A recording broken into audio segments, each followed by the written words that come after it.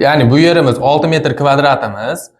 6 metr kvadrat bo'lsa, yarimi 3 metr kvadrat bo'lyapti. Ha, demak, shu xossadan foydalanib bu tarafni topib olsa ham bo'ladi. Ya'ni 8 metr kvadrat ekan umumiy bizda bu to'rtburchagimiz. Ya'ni bu qismini, yarim qismini topib olsak, e'tibor bersak, yarim qismini topyapmiz. Ya'ni 4 metr kvadratni yarimi nechiga teng? 2 metr kvadratga teng. Ha, endi 8 metr kvadratni 2 metr kvadratimiz chiqarib olishimiz kerak. Shunda bizda bu yerda 6 metr kvadrat qolyapti.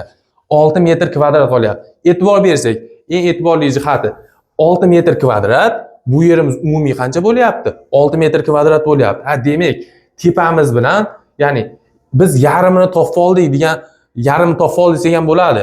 Ya'ni yarimi 6 metr kvadrat, 6 metr kvadrat, umumiy 12 metr kvadrat. Ha, demak, bu yerimiz bizda 9 metr kvadrat bo'lyaptimi? 9 metr kvadrat bo'layotgan bo'lsa, demak, bo'lib olsak, 14 metr kvadrat umumiy bizda shu sohamizni, figuramizni yuzasi.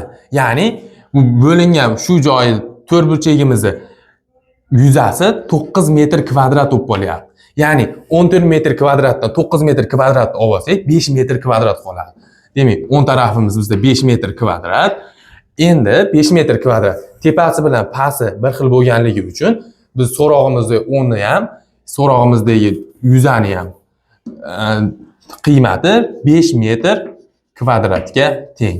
Ya'ni javobimiz bu yerda bizda 7, 5, 4, 8 berilgan ekan, 5 metr kvadrat bo'ladi.